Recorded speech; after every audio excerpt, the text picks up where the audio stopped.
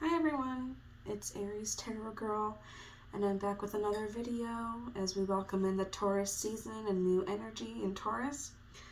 My moon sign is in Taurus, so we just finished Aries season, or we're about to finish Aries season, and we're just moving into a more fixed energy.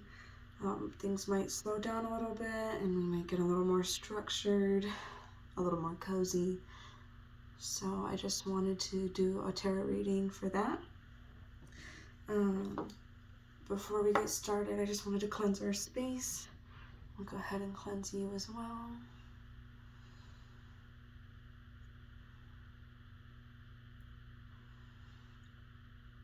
Okay. And as always, I just wanted to call on our guides and ask that any guides in support of our highest and greatest good be here now. Our angels, our ancestors, any astral healers, teachers, or masters. I'm sorry if you hear my cat. And just with loving gratitude in my heart for Jesus, the universe, and the divine, I thank you and formally open this session. In Christ's name I pray, so it is. I brought some crystals out for this reading. We have here one of my favorites. This is the green ghost quartz, or phantom quartz as some people call it. And I feel like this just has a beautiful energy of prosperity and success and happiness. And then also I wanted to bring out this really pretty chunk of rose quartz.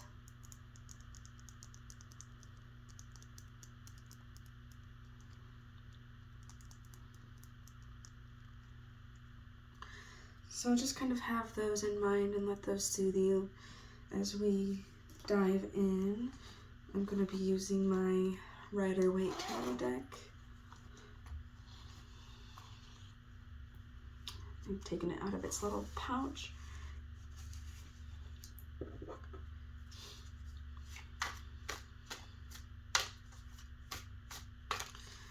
So I'm not going to do a very big spread. I'll probably just do 3 cards for the tarot, and then a few oracle cards like I've been doing.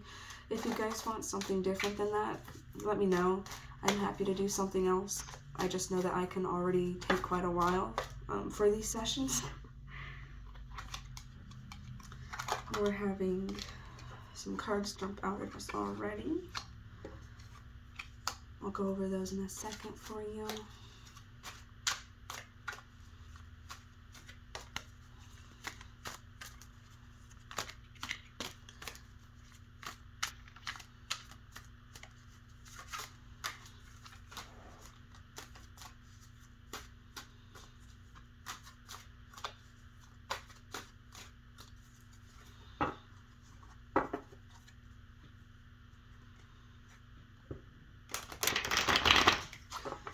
We have an eclipse coming up in Taurus.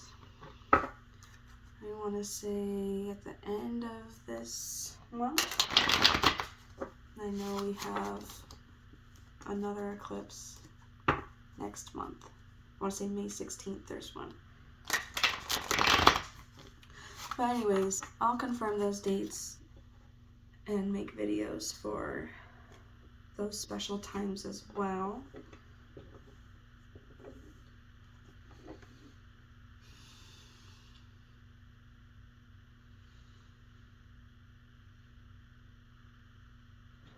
I'm going to tilt down a little bit just so you guys can kind of see what I'm doing too. There we go. And I just like to let my hands hover over the cards and just feel which ones are really calling to me.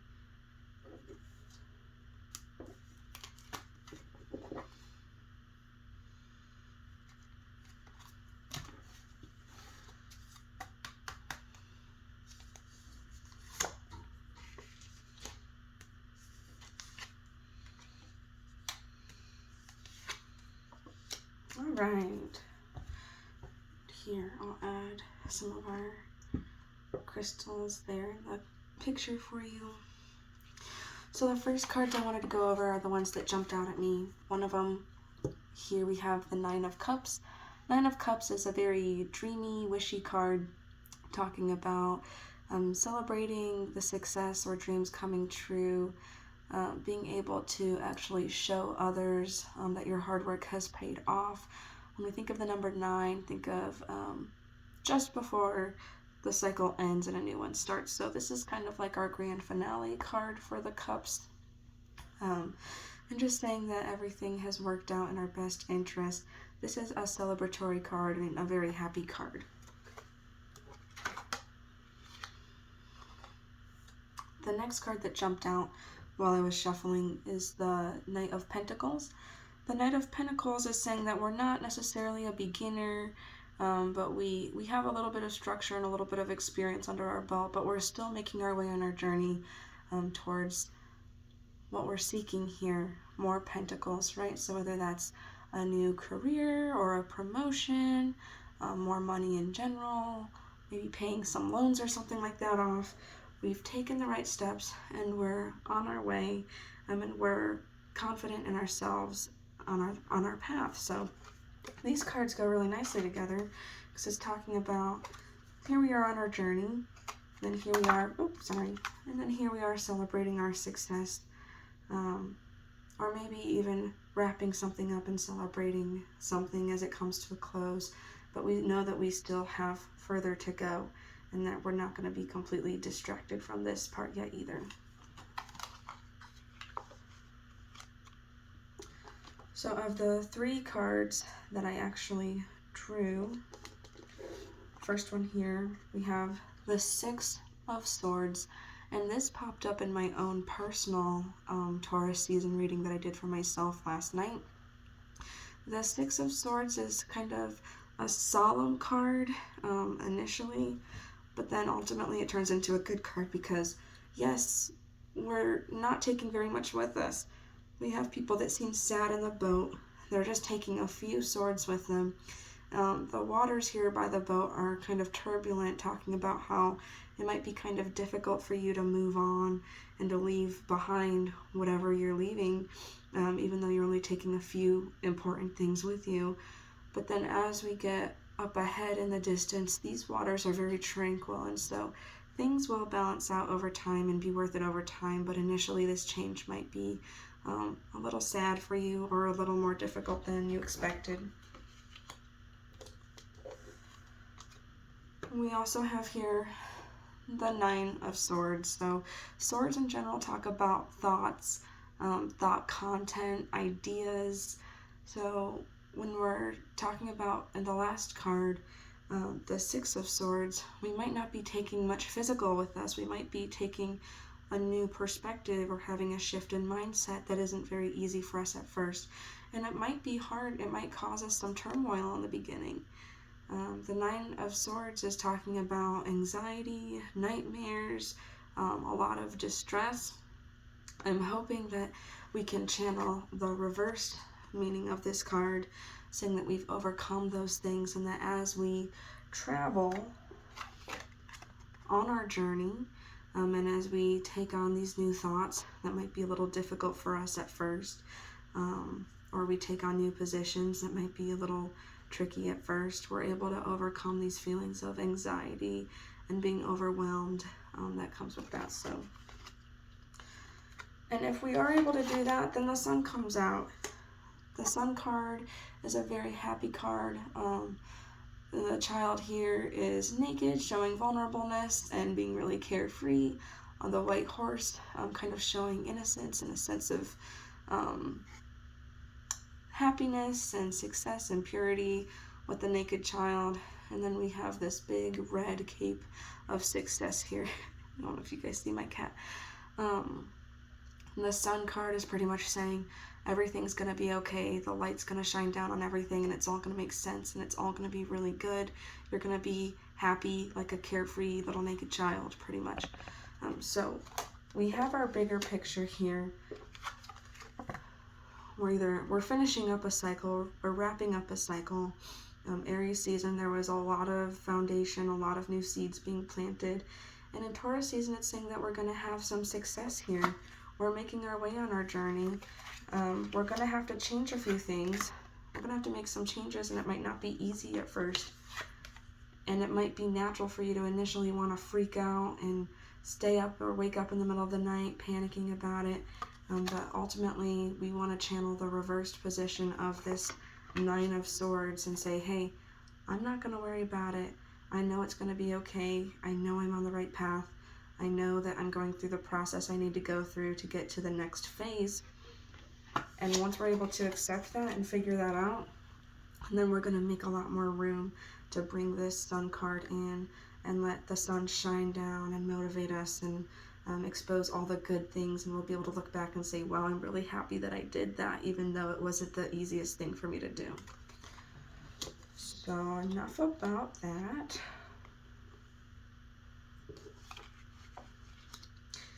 I'm going to just pull a couple of oracle cards. I've been working with the same few oracle decks with you guys. I did get a new tarot deck that I haven't opened yet. It's an older one. The shop owner told me, told me it's called the Goddess Tarot. So I was thinking of doing kind of like an unboxing type video for you guys, just so that we could unwrap that together and take a look, because I'm really excited to dig into it and see what it's all about. This is our Angels and Oracles deck by Kyle Gray. It's my newest Oracle deck, but I've really enjoyed it so far. It's been really insightful. It has everything from different archetypes of shamans and guides to seasons to symbols. So there's really quite a lot going on in this deck, but it all flows together very beautifully at the same time. So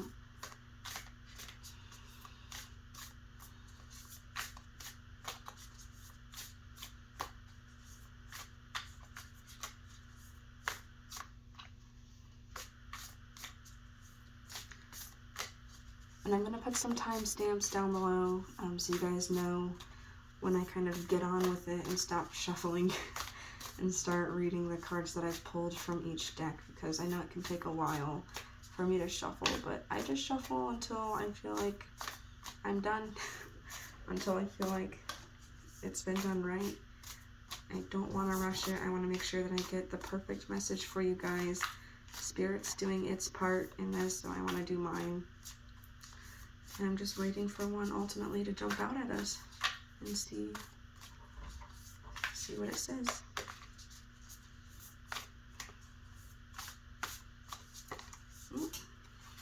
There it is. I read my oracle cards quite differently than the way that I should say shuffle them differently. I don't really like pull cards for my oracle decks. But this is the Stag card, and it says trust and thrive.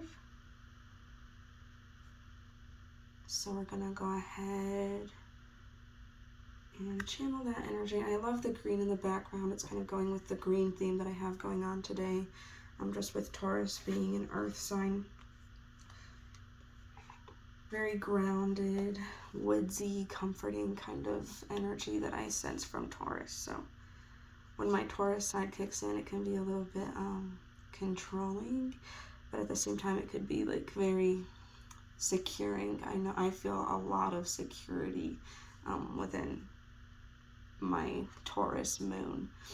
So let's go ahead and see.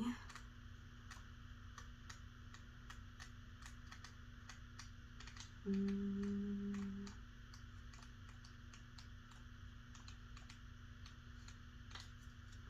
it is. So for the Stag card, it says, trust and thrive, come alive and thrive, stand in your light and glory with grace and majesty. The Stag card brings graceful and powerful medicine into your life. In the Celtic traditions, the stag, with his crown of antlers, is known as the king of the forest and is a totem that brings protection in challenging times. In Native American traditions, he is greatly loved, for stags and deer have provided food for the people and materials that have allowed them to create medicine items, such as drums, rattles, and smudge fans. Although the stag has been hunted in the past, and still is, he has strength, dignity, and poise. When this card arises, it can also represent fertility and sexuality. Maybe an opportunity to explore your sexual side with your spiritual integrity supporting you on that journey. You have an opportunity to thrive. Trust in all that you have to offer, all your gifts, strength, and power, and make the most of it. You were born to lead, and this can only become reality when you are willing to put yourself in that position. Stag energy allows you to feel safe because the antlers keep away anything that could interfere with your intelligence and presence, and their strength gives you the power to be agile in your thinking. You are being encouraged to retain your dignity and be proud of who you are and all that you've accomplished. This, in turn, will give you even more power to thrive, onwards and upwards. So it's a nice little message for us. I think the sense of security I was talking about, it mentioned a little bit, and really it was making me think more of these cards here that we pulled. Just knowing that you are safe and that you are protected and that you do have the strength to go on and to discover new parts of yourself that are necessary to have the sun shine down and expose things that you need to be able to see in order to find the level of happiness that this child has in the card here. So, alright, let's pull from our Starseed Oracle. I didn't pull from this deck, I think the last time, I can't remember, but I like to personally call on our galactic guides. I normally work more with Arcturians and Pleiadians, and so I ask if there are any galactic guides that wish to provide us support or be present in the session, that you be here now. And I thank you so much as you're with us on this journey. And this is a really pretty deck. I love the artwork in it. This one's by Rebecca Campbell and is illustrated by Danielle Noel.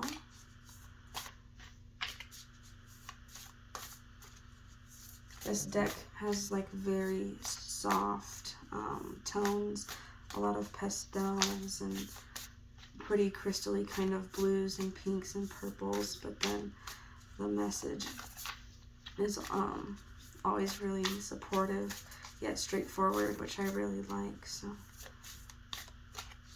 I just can't imagine being able to like draw like this. I'm so talented.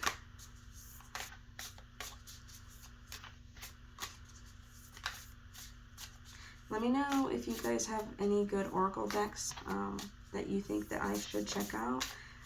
I am in the business of buying more. So I want to know what you guys like, what you guys are looking for. My intent for this channel is to serve you, to serve the collective while doing these readings, and to just use my gifts and abilities of interpreting the cards.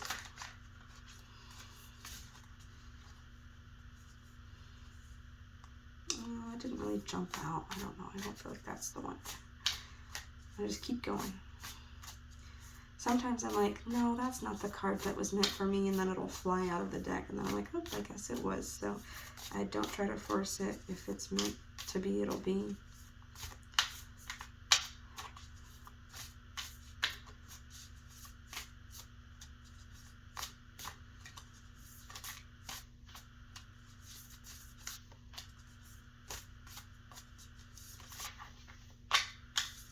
I'm going to shuffle a little closer for some ASMR for you guys.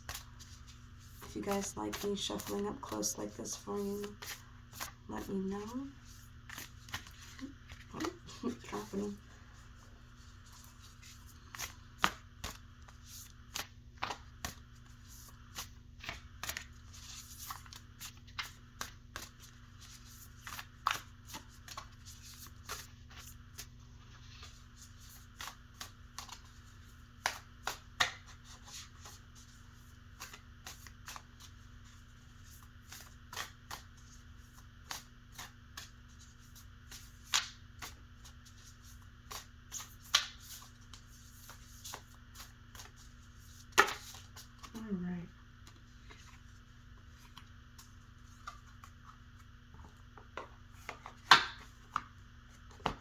we have two here.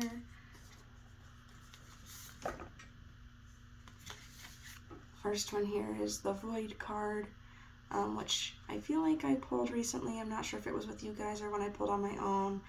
I'm really bad at remembering.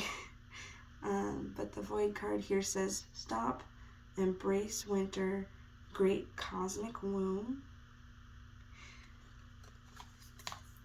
And then next we have this card called Earthed. And it says, learning how to be human in the world, but not of it. So if that resonates with anyone, we're going to go ahead and read through the interpretations in the guidebook.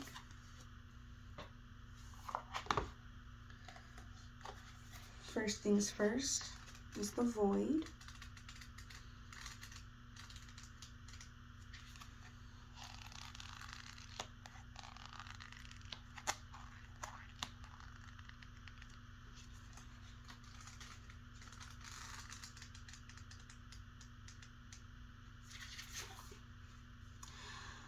So for the Void card, it says, everything and nothing exists in the void. It's where all life begins and ends. It's the winter and the womb, the fertile darkness where all things originate and all seeds grow. Comforting and intimidating, freeing and daunting. It can feel both overwhelmingly small and huge. The void is where faith lives. The message of the void is to surrender to the unknown, to allow the fertile darkness of nothingness to nourish the new seeds growing within you. Regardless of whether you know what they'll become one day, you're being called to surrender to the mystery of what's next, to rest and to allow the winter of your life to do the work for you, to hand over your control and trust that just because you can't see what's happening beneath the surface, it doesn't mean things aren't at work. So for me, what I'm getting out of this is really going back to these cards once more. I might as well just keep them in my hand.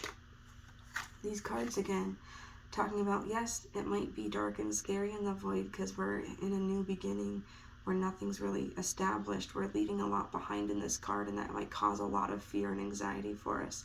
But to know that the void is also a place of creation, just because there isn't anything in there doesn't mean that there isn't everything in there, right? Like, we don't know what potential lies ahead unless we give something a try, and sometimes we need to take risks, and we're not going to like it at first, but we know it's what we need to do.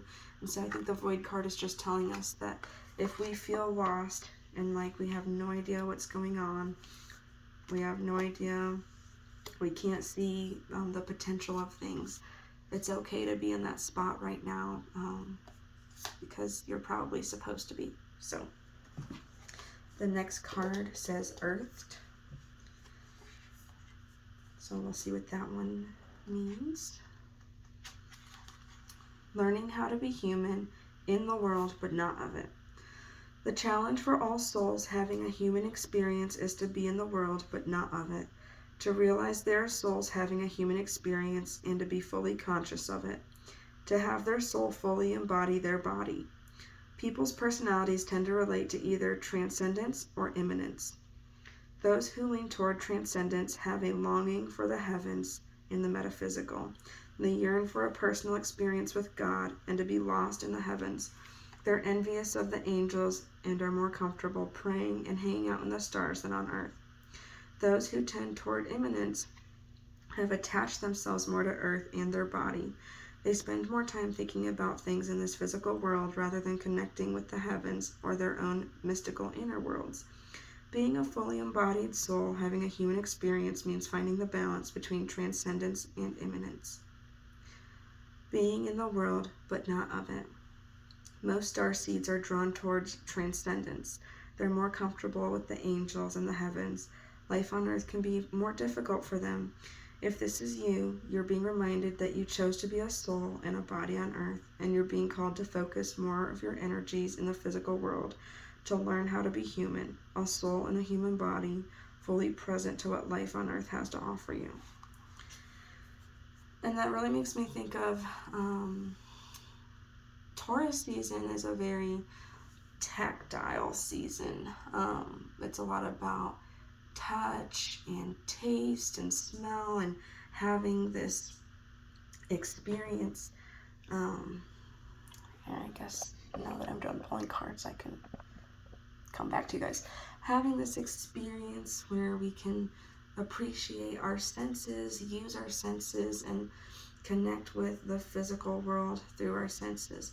We want to manifest things, right? Everyone's looking on YouTube, how do I manifest? How do I do law of attraction? You need to feel in your body as if you already have what you're trying to attract. And what's the best way to do that? Through our senses. So Taurus season is a really good time for that. Aries season told us, okay, this is what I want. This is the foundation. These are the seeds I need to plant. And now we're watering the seeds. We need to nurture and grow what we want to experience. And so Taurus season is a really good way to get structured about how we're going to do that, to write out a plan every day or every night. I'm going to do X, Y, and Z for this much time. It's getting really specific with those goals, and incorporating a lot of your senses so that you can trigger the frequency in your body that's going to attract what you're wanting to experience, if that makes sense. So I'm really glad that these two cards came out, because we might feel a little lost while we're doing it or getting used to it, and the changes that we need to make might not be very easy. But at the end of the day, I think that what these cards are telling us is that it's going to be worth it. It's all going to make sense, why things had to happen the way that they did. If you feel like you're a little lost, or like things aren't in your control anymore and you don't know what you're doing, it's fine. We just can't let ourselves get to the point where we're staying up at night and we're getting in the way of our own manifestation by focusing on all the what ifs and letting our anxiety, which is a natural human thing, get the best of us. So I hope you guys really enjoyed that reading.